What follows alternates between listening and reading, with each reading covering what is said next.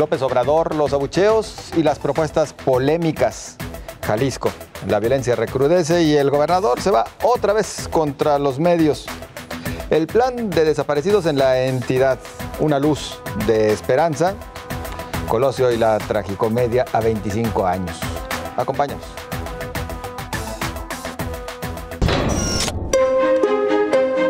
Después de casi 4 meses de luna de miel, el presidente de México, Andrés Manuel López Obrador, vive una semana de abucheos y críticas e incluso es blanco de memes en las redes sociales.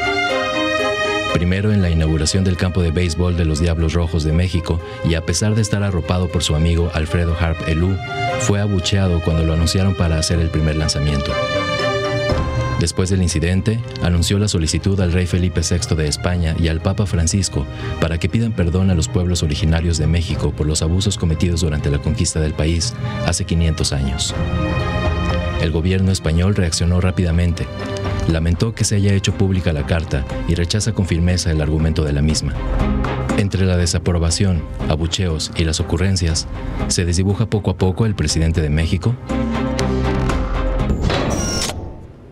Bueno, esa es la pregunta. ¿Se desdibuja? Se desdibuja la imagen del presidente y por supuesto que genera polémica, que ya hay algunos que han dicho que es sesgada y demás. Es una pregunta y le invitamos a usted a que la responda a través de nuestras redes sociales, Canal 44 TV, en Facebook y Twitter. Participe con nosotros.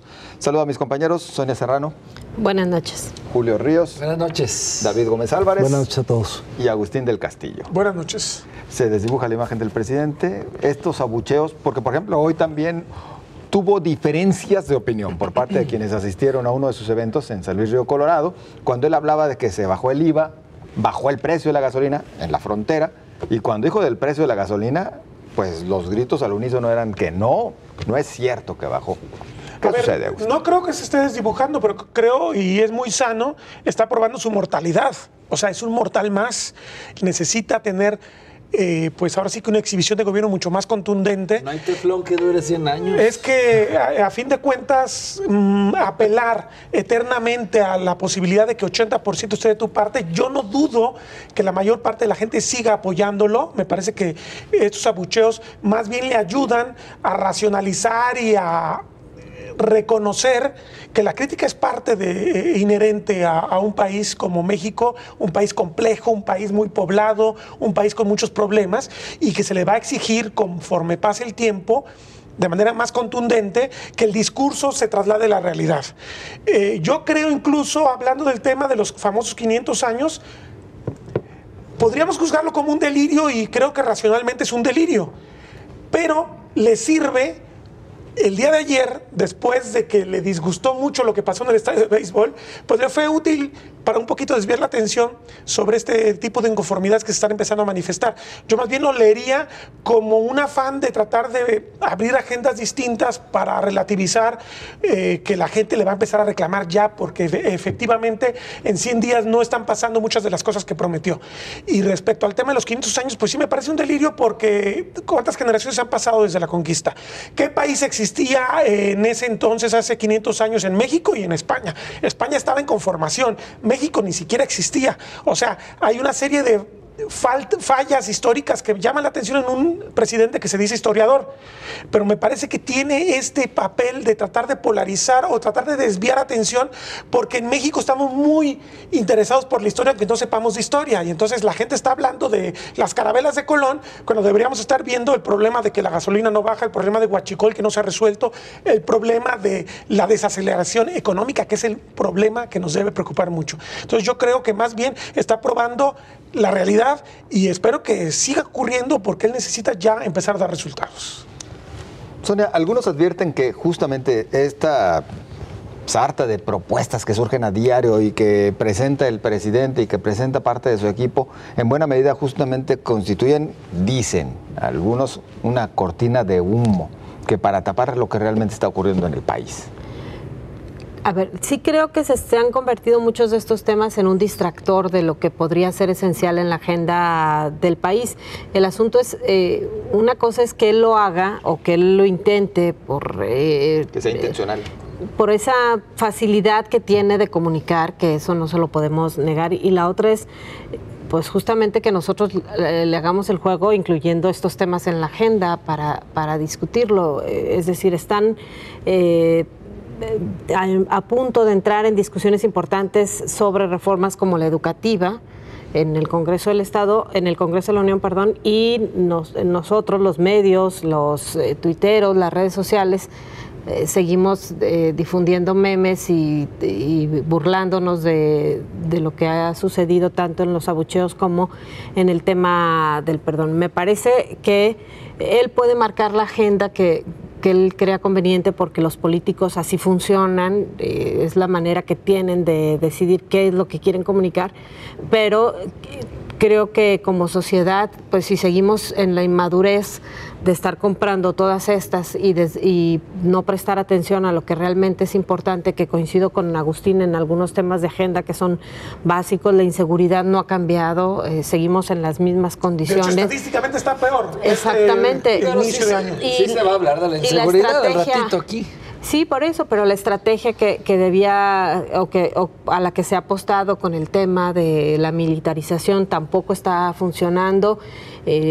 Creo que si no atendemos a esa agenda, bueno, tampoco podemos culpar al presidente de que estemos hablando de lo que no queremos que se hable. Aquí más bien tendríamos que separar, ¿no? Una cosa son las redes sociales y otra lo que los medios formales de cualquier manera están manejando. Lo mismo que las redes sociales. Vete a los diarios nacionales y los principales no le dieron la de 8 a este tema de la propuesta del perdón. Más bien se fueron por el tema de que viene otro recorte en materia fiscal y en la distribución de recursos vía las secretarías. Ingresando menos recursos, eso es muy importante. Exactamente. Se recauda menos impuesto, ese es un tema que realmente deberíamos estar discutiendo. Pero son los temas que tendrían que discutirse, claro. y Pues no están en la agenda de los medios, más bien, ¿no? A mí me parece que más allá de un oportunismo político o una anécdota de nacionalismo, yo sí creo que el tema de la exigencia al rey para que pida una disculpa por los agravios de la conquista es un tema que innecesariamente abre otro frente que no estaba y que hoy, en el plano internacional al menos, ha puesto en ridículo al país. Es decir, no se trata solamente de un tema de hablarle a la gente para crear un enemigo, digamos, mítico más que histórico, externo más que interno, y tratar de empezar a echarle la culpa a otros, que esa es una típica forma de proceder de los populismos autoritarios, para tener el enemigo afuera, la otredad afuera, y poder, digamos, contrapuntear al pueblo, a la sociedad, frente a ese enemigo externo. Ahora resulta que ese enemigo externo existió hace medio milenio, es distinto al actual, no tiene nada que ver con la España contemporánea, y sin embargo creó una crisis diplomática, porque, digamos, al interior crearon memes y chistes, pero al exterior hubo un asunto que repercutió en la Unión Europea, en España, donde respondieron de manera muy fuerte los españoles, creo que además...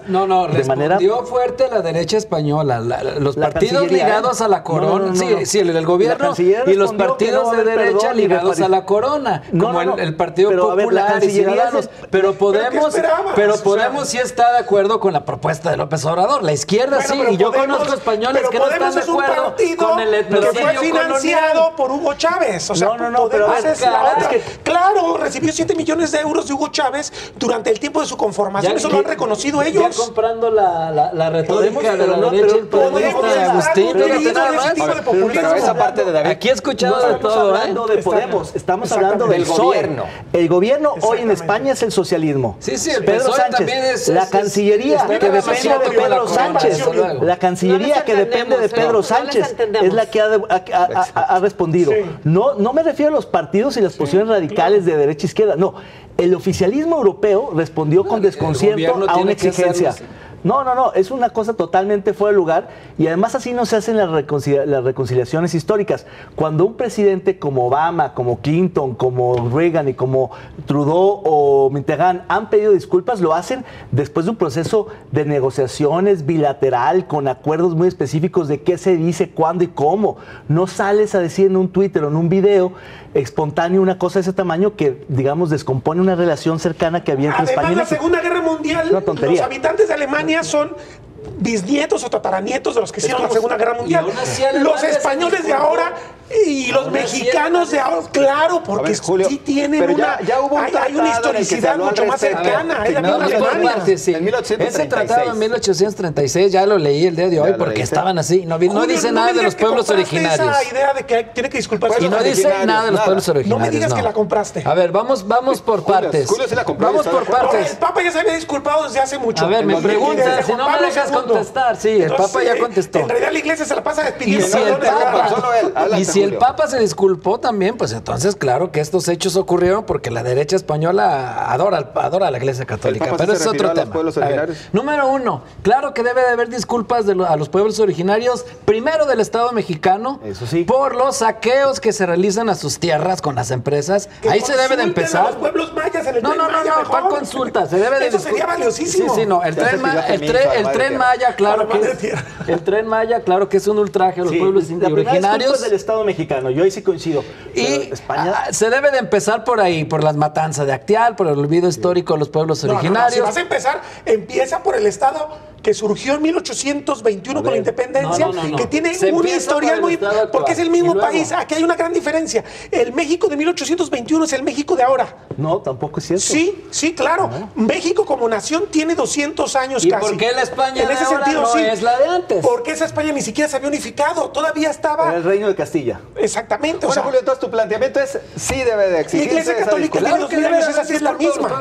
Ahí sí tiene sentido. Para empezar del Estado mexicano, por todo lo que acabo de enumerar, que es histórico ese abandono y esos ultrajes a los pueblos originarios, y siguen con los saqueos a sus tierras, neoextractivismo depredador. Que el presidente empiece por ya reconocerles y regresarles sus territorios, que les han quitado sus tierras, que les han quitado a los subirraritari y que no se las han regresado todavía. Porque tiene matices. México es el país de América Latina que más hizo justicia con sus comunidades indígenas de toda América Latina en el último siglo. Pues yo no veo la justicia. Bueno, es que hay que leer. Entonces, la Constitución de 1917 plantea el artículo 27, la restitución de las tierras. Eso es un hecho histórico extraordinario. A ver, que no ocurrió en América Latina más que en México. ¿Por qué hubo levantamiento en Chiapas? Y no es descabellado que los países digan disculpas, ¿eh? Lo hizo Alemania, lo hizo el propio Vaticano, lo hizo Francia con Argelia, lo hizo Canadá con los pueblos originarios. Tenemos que ir a la pausa. Estoy de acuerdo que las formas no son adecuadas. Julio, por favor. Las formas no son adecuadas, pero de fondo no es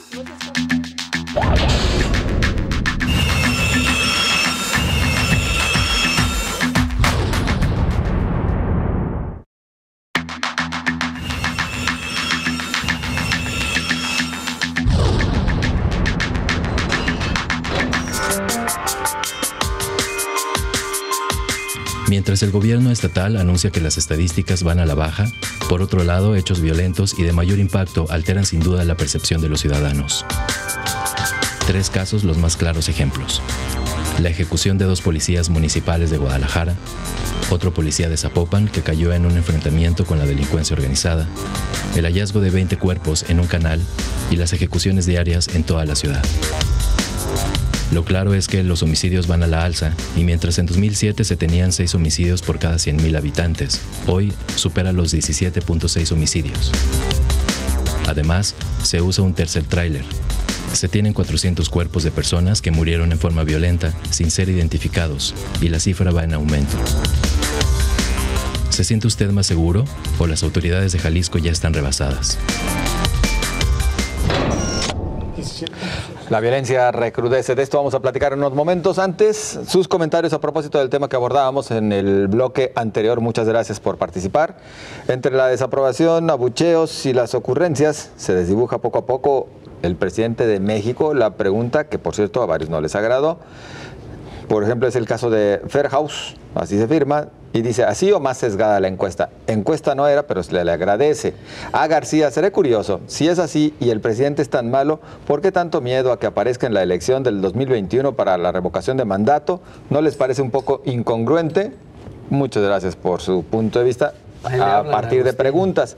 Pepe Torres dice, me parece más desdibujado el gobernador de Jalisco buscando la refundación en lugar de la reconciliación. Muchas gracias también, Pepe Torres, por participar. Y Héctor González Bax dice, definitivamente su pregunta es insidiosa y parcial.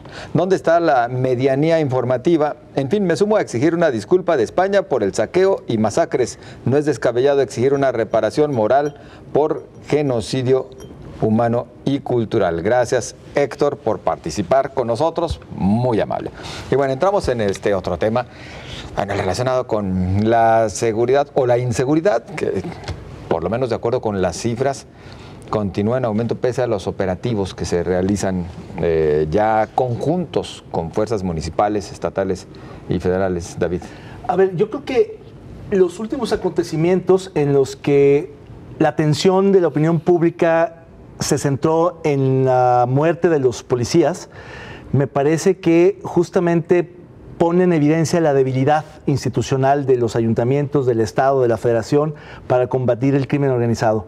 Cuando los policías caen, la verdad es que la mayoría de la población de la sociedad no lo siente como algo muy que le duela, porque a los policías les ha perdido la confianza, según distintas encuestas, desde hace mucho y cada vez más. Pero lo cierto es que si no revertimos esa mala apreciación de las fuerzas policíacas, esa poca solidaridad que existe con los caídos y sus familias, la verdad es que vamos a tener cada vez peores policías, corporaciones desmembradas con oportunistas, con infiltrados, con gente que no tiene vocación ni compromiso. Por eso yo celebro que estos gobiernos, estas administraciones hayan rendido el homenaje a los caídos como lo hicieron. Me parece que es de elemental justicia porque sobre todo son los de tropa, los de abajo, los policías comunes y no los jefes, que son a veces los más infiltrados y corrompidos, sino son los policías de calle, que también entre ellos hay corruptos y coludidos, pero en general son gente, digamos, humilde, que tiene un trabajo que no es digno, que se la juega todos los días, que es de altísimo riesgo, y quedan las viudas. Yo recuerdo mucho de una directora de una fundación que me decía, yo a lo que le apuesto no es a la participación ciudadana, ni al equipamiento, ni nada, sino solamente a proteger y cuidar a las viudas y a los huérfanos de los policías caídos, que es una parte invisible por la falta de estima, por la falta de nombre, el anonimato en que trabajan esos policías. Entonces, en ese sentido, yo creo que eso fue algo dentro de la tragedia que se rescató y que se manejó de manera correcta, pero la cuestión de fondo sigue siendo para mí la misma, que todavía no existe una estrategia distinta, o al menos no la han comunicado ni la han sabido proponer y debatir, a lo que se ha venido haciendo. Básicamente, lo que tenemos hoy es inercial, es simplemente el recrudecimiento de la misma estrategia, pero no una distinta. Claro, es poco tiempo, ya lo hemos dicho aquí al balance de los 100 días y en otros programas, cuando hemos hablado de los anuncios que hace el gobernador en cuanto a la seguridad, y que son anuncios básicamente que no informan, donde no hay cambios sustantivos, donde no hay tendencias firmes y donde prácticamente todavía no ha pasado nada.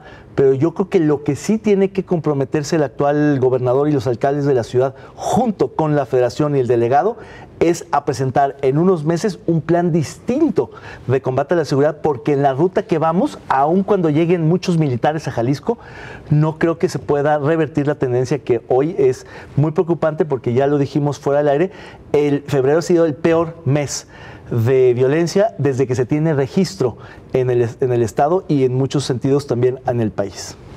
Hemos visto, sin embargo, también algunas acciones favorables, o que por lo menos terminan con el hallazgo de por ejemplo, la barbería, donde tenían todo un arsenal que al parecer era desde donde les distribuían. Algunas persecuciones que luego terminan sí en detenciones, pero siguen siendo estas opacadas por el alto índice de violencia, el alto índice de muertos y de heridos con arma de fuego principalmente. Es decir, siguen ganando estas otras estadísticas. Es que hablaba David de la tragedia, y me parece que la gran tragedia que tenemos en Jalisco y en México es justamente que no confiamos en la policía. No tenemos un cuerpo de seguridad que nos permita a los mexicanos pensar, mira, estoy cuidado, pasó un policía, pasó una patrulla. De hecho, a veces la sospecha no solo es insidiosa, la sospecha genera a priori la idea de que si hay una policía es porque va a haber algo malo. O sea, están ligados a la delincuencia. Esto es terrible. Tiene que haber una campaña intensiva, pero además tiene que haber hechos contundentes para que la gente vuelva a confiar en la policía. Esto no es de ahora. En realidad, ¿por qué en México decir hijo de cuico es una ofensa? O sea, en realidad estamos arrastrando una cultura muy hostil a la seguridad desde hace mucho tiempo. ¿No? Más bien, o común y corriente, que eso es normal porque ganan muy poquito. Pero las dos, es pobreza y corrupción. Digo, ve las películas de Cantinflas moralistas de los años 70. Es el patrullero que está y que sus colegas andan haciendo tranzas y los sanciona porque él quiere moralizar. La verdad es que eso es un problema que siempre hemos tenido porque el sistema priista tuvo muchas virtudes, pero tuvo un gravísimo defecto, fue muy corrupto, y entonces a nivel de cancha, como se podría decir en fútbol, los policías también lo eran, y esa confianza nunca se pudo construir, y es una tragedia porque el primer contacto con el Estado, con el gobierno que tenemos los ciudadanos son justamente los agentes de tránsito, los policías, la gente de ventanilla, y no pasan la prueba. Entonces somos una sociedad mal construida. Necesitaríamos empezar a pensar también que tenemos que cambiar pero radicalmente eso si queremos que la gente empiece a ver de otro modo a la policía. ¿Y Julio? Sí es preocupante porque, bueno, ahorita ya es muy conocido que hay varias instituciones desacreditadas por actos de corrupción, pero hay que recordar que entre las primeras que saltaron hubo muchas, pero en aquellas épocas del Negro Durazo, por ejemplo, saltaban a la opinión pública esos escándalos. Hay que recordar que muchas de las modalidades de corrupción nacieron en la policía. Había un famoso comandante que empezó su carrera en el almacén, en el almacén de la policía de la Ciudad de México, en un puesto que nadie quería porque decían no era rentable. Y entonces él fácilmente encontró una modalidad, ¿no? Pues cambió las botas del 7 en el estante de las del número 10 y así hizo varios cambios. Entonces cuando llegaban los policías y no les quedaba el zapato, tienes que traerme dinerito para que te quede este zapato, este pantalón, y así hizo productivo aquel almacén, ¿no? Es una anécdota muy conocida, y ahí empiezan todas estas modalidades de corrupción, y eso ha afectado muchísimo a la policía en su credibilidad, pero coincido con los compañeros, la verdad que ellos se la rifan, como dicen coloquialmente, la mayoría son buenos policías. También hay que decir que no es justo que por unos pierdan todos, y también hay que decir que si hay algo en lo que tienen que demostrar que realmente ya se reconciliaron tanto Enrique Alfaro como el gobierno federal, es en este asunto de la seguridad. Y de veras, si es cierto que olvidaron sus diferencias, pues que Carlos Lomelí, el superdelegado, y él salgan en conjunto con una nueva estrategia, Eso en lugar de desacreditar el trabajo que hacen los medios, porque pues ahora resulta que echarle la culpa al mensajero, como que eso es típico de Enrique Alfaro. Pero pues eso es lo menos que deberían preocuparse ahora con estos temas de seguridad. El jefe de redacción de Jalisco, hay que decir si hay un nombramiento de este tipo, quiere decir cómo se nombran las cosas en las noticias. O sea, me parece que es una desmesura, pero que lo retrata. O sea, no tiene nada de anómalo en el caso de Enrique Alfaro, porque Enrique Alfaro es autoritario, es una personalidad autócrata, y en la medida en que los medios permitan esto, él va a tomar ese espacio. Entonces, por eso es importante decirlo. Pueden decir, caray, qué exagerados son los periodistas. No se exagera nunca. Sí, cuando están invadiendo el espacio es necesario marcar los límites. Ahorita estás exagerando. Nunca se es exagerado. Con las palabras de a mí me parece que nunca se No, sí es autoritario. Lo que pasa es que no ha podido montar su estructura para dominarnos a todos, pero seguramente debe ser alguno de sus sueños. En algún momento de la noche debe estar soñando que es el amo y señor de Jalisco. Eso no se podría decir en su cara y se lo sostengo porque así es Enrique Alfaro. Hablaba de delirios y escúchate. Dejamos hablar a la dama. Sonia, por favor. Yo dije de sueños. Sonia. A ver, no ha cambiado, volvemos a lo mismo, no ha cambiado el tema de la inseguridad ni en Jalisco ni en el país, no ha cambiado en la zona metropolitana.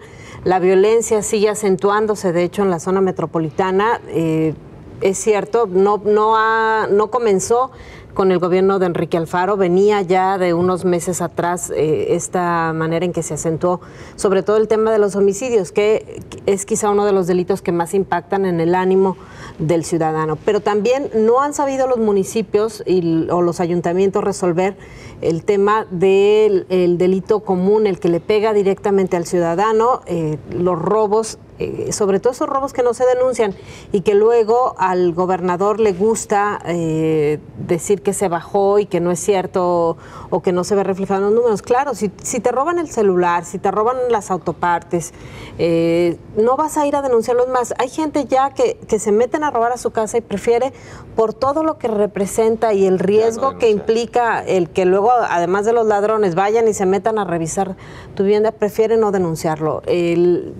Creo que en esta parte, si no vemos una estrategia radical que nos permita pensar que están haciendo algo diferente, no podemos aceptarle al gobernador las declaraciones que hace una y otra vez diciendo que es diferente, porque no ha cambiado en nada la calidad de vida de los habitantes de la zona metropolitana en materia de seguridad. Mañana sale, por cierto, la encuesta de Jalisco Cómo Vamos, en donde veremos además cómo nos vemos los tapatíos en materia de seguridad. No le va a gustar, la prueba es que no va a ir ni siquiera a la presentación. ¿Por qué? Pues porque si no le gusta que le hablen de los delitos... Y no va, pues porque no le gusta que le digan... Que no va a ser favorable. Eso es una prueba de su autoritarismo, de su falta de autocrítica. A priori, antes era posteriori. Vamos a la pausa. Continuamos.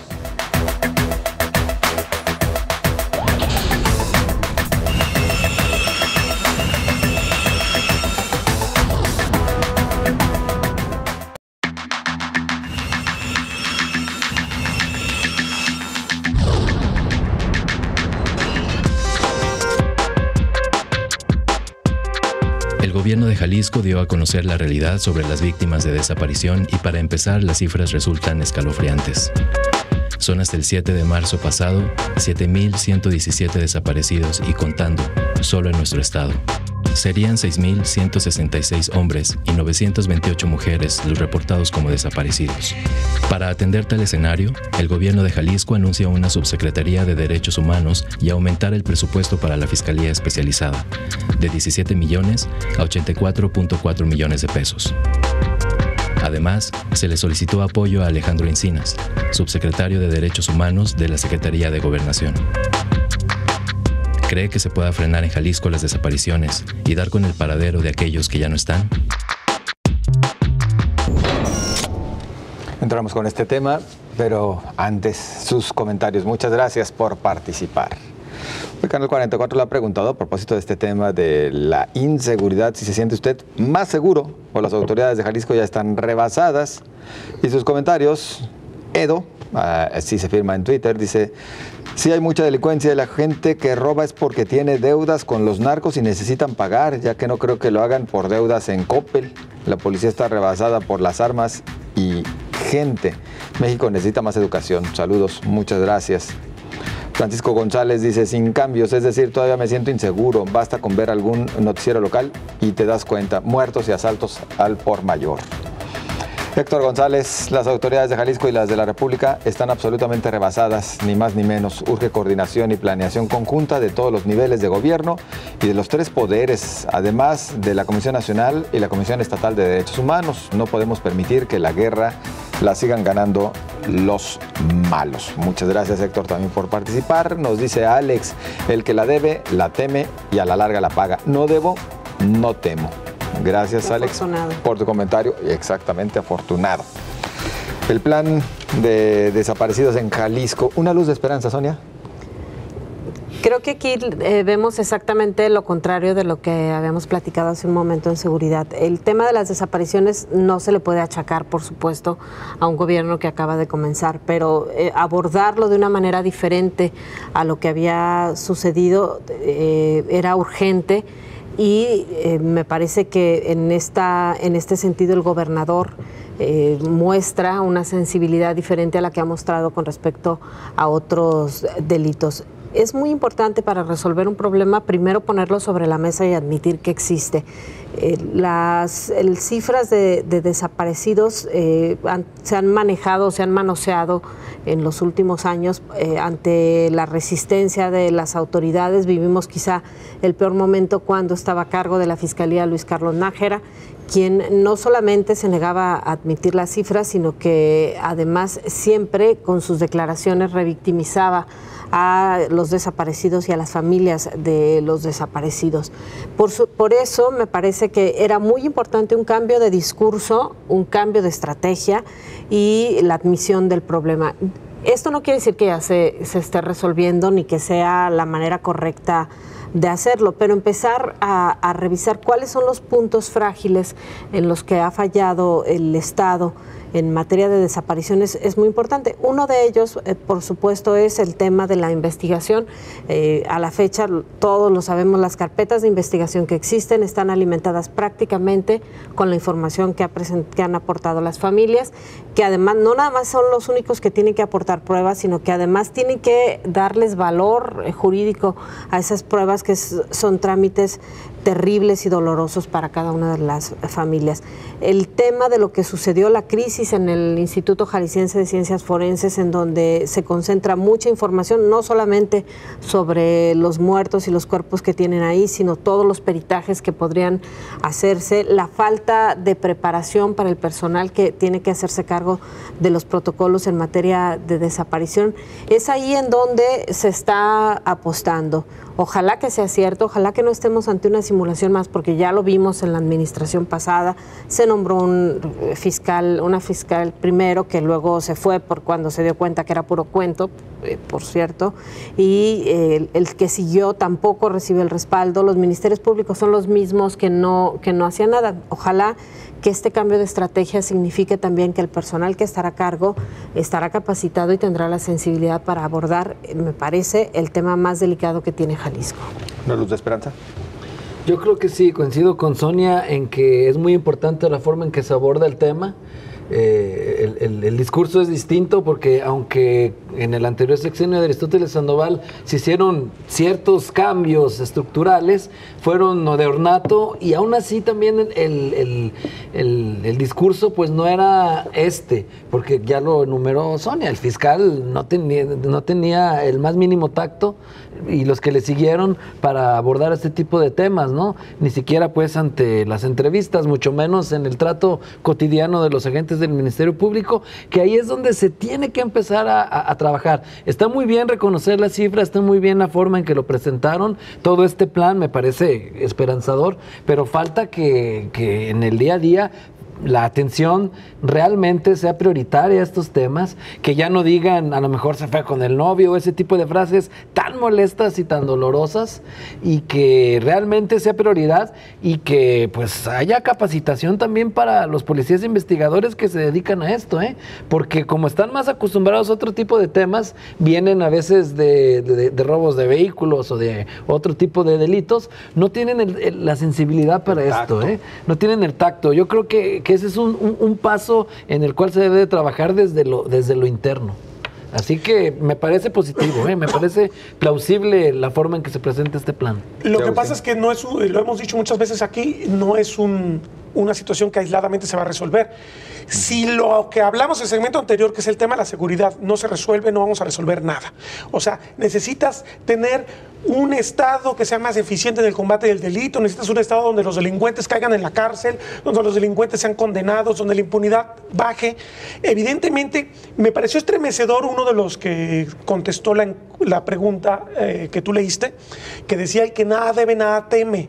Me parece que es esencialmente falso, y esa es la gran tragedia en realidad que estamos viviendo como sociedad.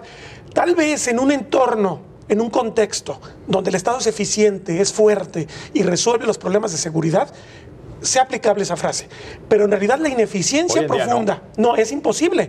O sea, resulta que estabas en una fiesta y estaba al lado un fulano que iban por él, y tú estabas a su lado y te llevan y luego dicen, es que estaba en malas compañías. O sea, una serie de asociaciones, de ideas de asociación que son muy tontas, que no terminan de reflejar lo que realmente está sucediendo.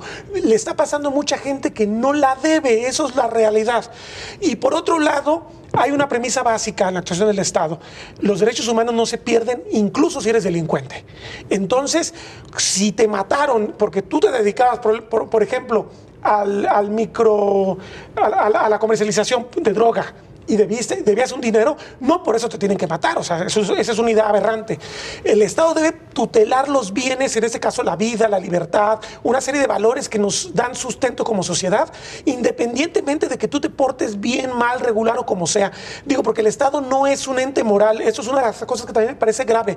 No se trata de portarnos bien, se trata de que tienes que aplicar el derecho, la ley y meter a la cárcel a los que violan los tipos penales, no de que la gente sea buena o sea mala, porque eso no lo va a resolver el Estado. Entonces me parece que es mucho más complejo todo. Sí. A ver, yo lo que creo es que el tema de los desaparecidos ya se convirtió en el mayor de los problemas o el que marcará esta época de la historia de México y del Estado de Jalisco, y por tanto haber reconocido el problema en todas sus dimensiones, en la magnitud de 7,000 nombres, me parece que es ya de suyo un avance interesante.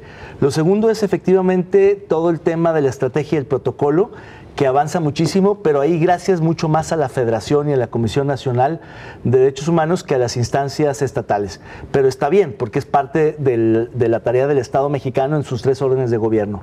Ahí quizá falte incorporar de manera mucho más proactiva a los ayuntamientos, sobre todo los metropolitanos que tienen capacidades y recursos para la parte de acompañamiento o complementariedad de las acciones del Estado y sobre todo de la Federación.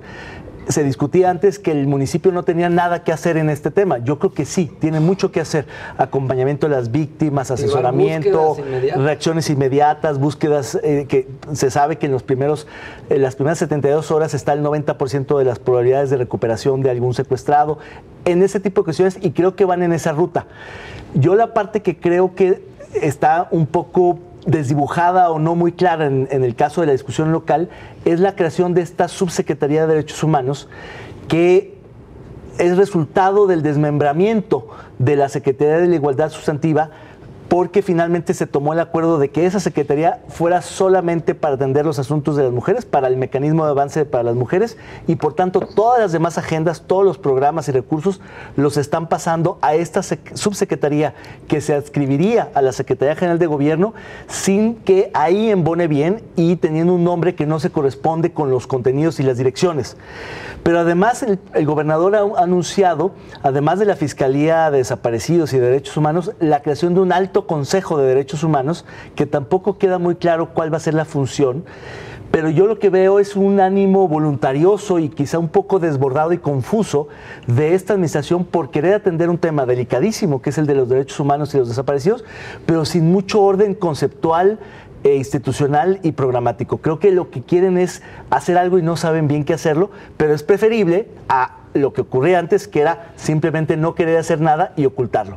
Creo que en ese sentido es un paso adelante, pero no necesariamente un paso suficientemente contundente. Pero con que fortalezcas las instituciones ya vamos de gana. Es decir, si el Ministerio Público hace su parte, si el Instituto Jalisciense de Ciencias Forenses hace su parte en la integración de las pruebas, en aportar pruebas, me parece que iríamos de gana. El problema es que nada de esto estaba pasando. Es un buen primer paso. Los otros nomás pateaban el bote. La administración. Claro. Es muy cómodo aceptar un problema cuando no te correspondió a ti en gran medida. Tú vas entrando con una autocrítica porque es institucional el gobierno. Pero yo quiero ver si a la mitad de ese gobierno van a tener la misma capacidad de autocrítica y van a reconocer que si el problema no avanzó, que no avanzó y por qué. Esa va a ser la gran prueba también. Claro. ¿Qué tanto, además de lo que ya se comentó, de este avance que se está percibiendo en Jalisco, al menos por lo que ya fue anunciado y lo que se está iniciando, pero qué tanto se logra la coordinación también con la Federación y con otras entidades federativas? Es decir, ¿vamos todos en ese mismo ritmo? Porque pues es un fenómeno que engloba a todo el país. No, me parece que no hay todavía las condiciones para este tipo de coordinación. De hecho, la ley de desaparición de personas habla sobre los lineamientos que tienen que seguirse para establecer las bases nacionales de información. Ningún estado está trabajando en eso, que es lo que además sucede muy frecuentemente. Creemos que con reformas, con la ley, con aprobaciones de modificaciones a la Constitución, podemos resolver estos problemas, pero luego ya todo se deja transitorios que luego nunca se aplican. Exacto. Y a estas fechas, por ejemplo, ya tendríamos que tener la base de datos nacional. Y aquí en Jalisco ni armonizada está la ley. ¿No? Ni siquiera eso, los diputados no les ha corrido la prisa. Pero aún sin armonizarla, tiene responsabilidades Jalisco en los transitorios que no ha cumplido. Nos vamos a la pausa, continuamos.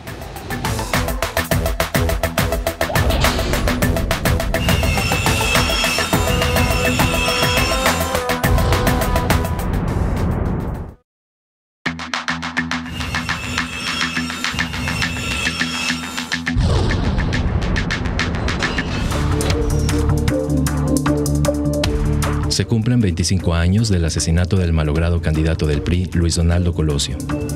A un cuarto de siglo, los papás del homicida solitario, según la teoría oficial, Mario Aburto, piden al presidente Andrés Manuel López Obrador se reabra el caso y le otorgue la libertad.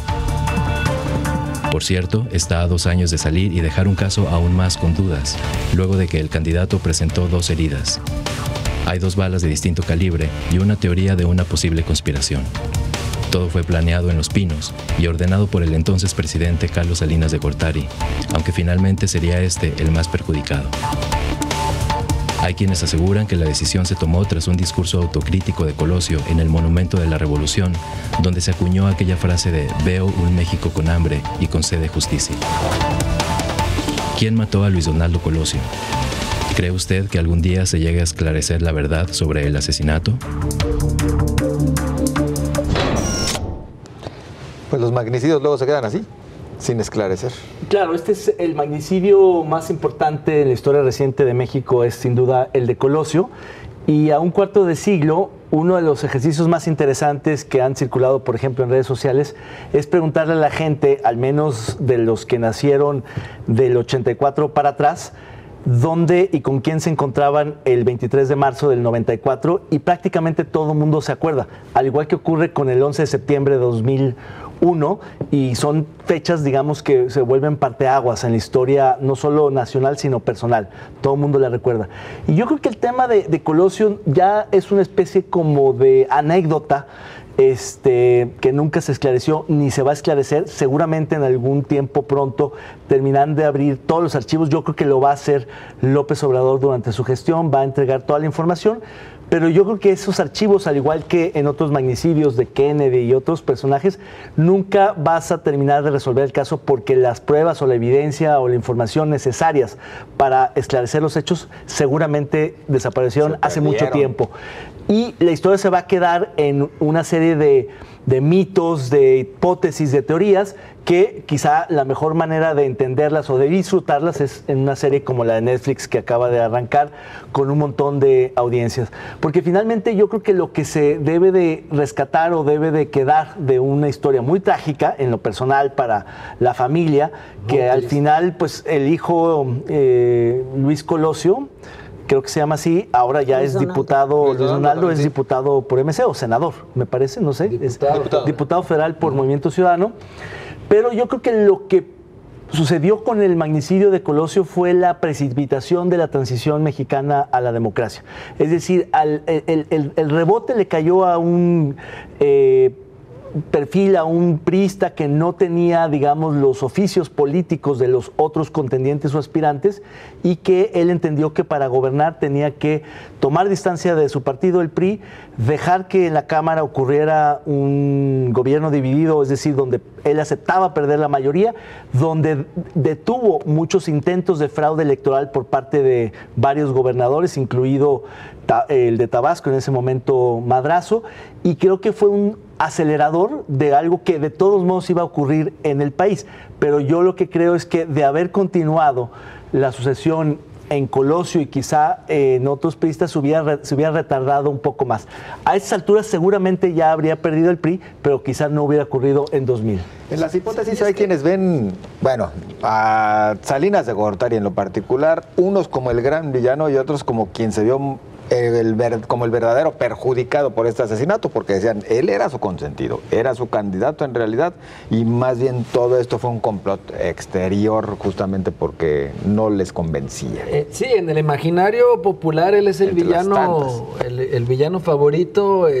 Habría que dudarlo, porque también, como ya lo hemos comentado, ¿no? Pues Colosio era su delfín, que hubo diferencias, etcétera, muchos dicen, pero bueno, son solo elucubraciones, ¿no? Lo que sí es cierto es pues que Colosio ha trascendido ya la esfera política para convertirse en un personaje incluso de culto popular, o en este caso que ha llegado pues a las series de televisión. Partido, ¿no? me refiero a que ha salido a las series, a las películas, a la música, hasta el Tri de Alex Lora le hizo una canción. Es decir, ha pasado al mundo del entretenimiento ya como un ícono que genera cierta fascinación, morbo, y que pues muchos quieren conocer esta historia. Pero fíjate que coincido con David en el hecho de que muchos discuten si la transición, larguísima transición mexicana, empezó en el 68 o en el 88 o cuándo.